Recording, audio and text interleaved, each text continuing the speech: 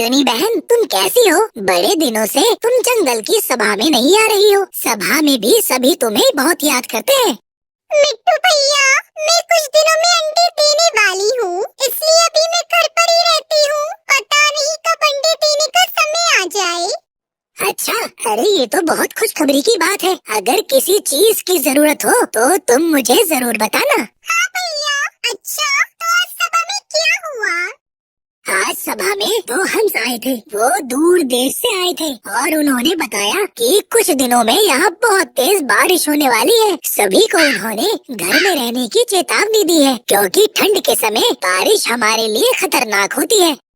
अच्छा, मैं घर से बिल्कुल बाहर नहीं जाऊंगी। ठंडी तो काफी पड़ गई है। मिट्टू भैया, आप मेरे लिए कुछ खाने के लिए ला दोगे? हाँ टुनटुनी, मैं अभी जाकर तुम्हारे लिए कुछ दिनों का खाना इकट्ठा कर देता हूँ। ये कहकर मिट्टू तोता जंगल में जाकर बहुत सारा खाना टुनटुनी चिड़िया के लिए इकट्ठा करके उसके घर पर ला देता है। टुनटुनी, अब तुम्हें कुछ दिन बाहर निकलने की जरूरत नहीं पड़ेगी। आपका बहुत धन्यवाद मिट्टू भैया, आपने मेरे लिए इतना सारे खाने का इंतजाम कर दिया है। ठीक है टुनटुनी, अब मैं चलता हूँ। फिर कुछ दिनों में बारिश होने लगती है और तूफान भी चलने लगा।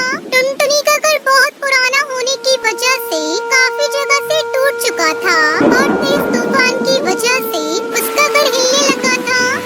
अरे, ये घर तो हिलने लगा है। मुझे यहाँ से निकलना चाहिए, कहीं मैं भी इसके साथ ना गिर जाऊँ। और तभी टुनटुनी चिड़िया वहाँ से उड़ जाती है और उसके बाहर निकलते ही उसका घर भी पेड़ से नीचे गिर जाता है। टुनटुनी चिड़िया एक पेड़ पर जाकर बैठ जाती है। अब मैं कहाँ जाऊँ? मुझे जल्दी किसी के घर जाना चाहिए। टुनटुनी चिड़िया बारिश में भीगते हुए मिट्टू तोता के पास जाती है और उसके घर का दरवाजा खटखटाती है। अरे टुनटुनी, तुम इतनी बारिश में बाहर क्या कर रही हो? मैंने तुम्हें घर में रहने के लिए बोला था ना।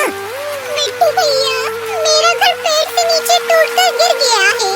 वो तो मैं सही समय पर बाहर निकल गई थी, इसलिए मैं बच गई।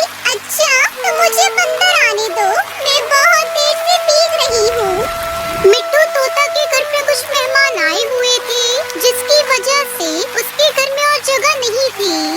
अरे टुनटुनी, घर पर कुछ मेहमान आए हैं और उनको ही रहने में जगह कम पड़ रही है। अच्छा, तुम एक काम करो, तुम कालू कौवे के पास जाओ। उसका घर बहुत बड़ा है, तुम एक दिन वहाँ रह लो। ठीक है भैया, मैं कालू भैया से मदद मांगती हूँ, लेकिन वो मेरी मदद तो करेंगे ना? हाँ टुनटुनी, मैं तुम्हारे साथ उसके घर चल लेता, लेकिन अभी मेहमानों की वजह से बाहर नहीं जा पाऊंगा।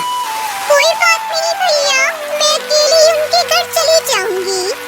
उसके बाद टुनटुनी कालू कौवे के घर जाती है और उसके घर का दरवाजा खटखटाती है।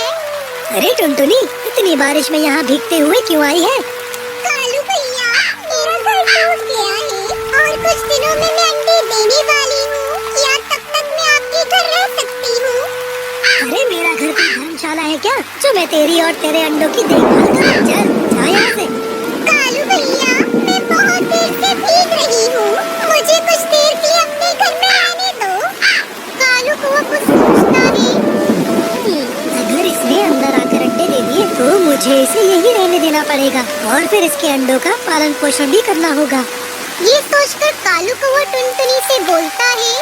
नहीं नहीं, मैंने बोला ना, मैं तुम्हें यहाँ नहीं रख सकता। चलो निकलो यहाँ से। अरे कालू कौवे, तेरे रंग के साथ तेरा दिल भी काला है। तू एक माँ चिड़िया की मदद नहीं कर सकता। अगर मेरे अंडों को कुछ हुआ ना, तो मैं तुझे नहीं छोड़ूंगी। ऐसा बोलकर टुनटुनी चिड़िया वहाँ से उड़ जाती है। उड़ते उड़ते टुनटुनी सोचती है, चलो टूनी मौसी के पास जाती हूँ, वो मेरी मदद जरूर करेंगी। कैसी हो टूनी मौसी? अरे मैं तो ठीक हूँ, लेकिन तू इतनी बारिश में क्यों भीग रही है? चल जल्दी अंदर आ जा। टुनटुनी चिड़िया उसके साथ अंदर चली जाती है और टूनी चिड़िया को अपने साथ हुई सारी बात बताती है। चल तू आराम कर, तुझे इस समय आराम की जरूरत है। मैं तेरे लिए कुछ खाने को लाती हूँ। अगली सुबह टुनटुनी चिड़िया 3 अंडे देती है और टूनी मौसी बाहर जाकर उसके लिए कुछ न कुछ खाने के लिए लाया करती थी। कुछ समय बाद टुनटुनी के बच्चे अंडे से बाहर आ गए थे। मैं आपकी सदा आभारी रहूंगी मौसी जी। अगर आपने मेरी मदद ना करी होती तो ना ये तो मेरा फर्ज है। हमें सदा एक दूसरे की मदद करते रहना चाहिए। कुछ देर बाद टूनी चिड़िया के घर पर मिट्टू तोता आता है। अरे टुनटुनी, तुम इतनी दूर यहाँ हो? मैंने तुम्हें एक रात कालू कौवे के घर रुकने के लिए बोला था। अरे भैया, उसने तो मुझे अंदर भी घुसने नहीं दिया, इसलिए मुझे मजबूर होकर इतनी दूर टूनी मौसी के पास आना पड़ा। लेकिन यहाँ मौसी ने मेरा बहुत अच्छे से ख्याल रखा है। मुझे माफ कर दो, मैं तुम्हारी मदद नहीं कर पाया। कोई बात नहीं भैया, अब सब ठीक हो गया है। अब बस मुझे वापस अपना घर बनाना है। नहीं टुनटुनी, तुम अब मेरे साथ ही रहो। मैं भी यहाँ अकेले ही तो रहती हूँ। अब इस बुढ़ापे में मेरा कोई सहारा भी तो नहीं है। मौसी ठीक कह रही है, तुम्हें इनके साथ ही रहना चाहिए। इन्होंने तुम्हारी इतनी मदद की है, अब तुमको ही इनके बुढ़ापे की लाठी बनना चाहिए।